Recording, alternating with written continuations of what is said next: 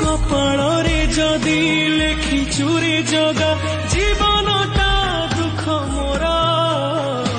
आखिर लुहकु ओठरे पिमु मेंटी देवी भोक मोर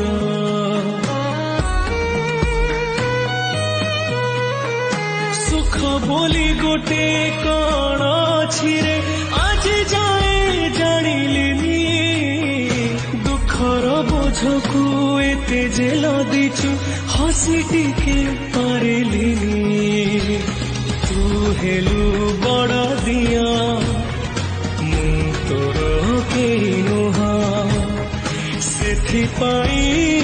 जाळु मते देई दुखर निया तो पाई गढ़िछु सुना देउळ कालिया।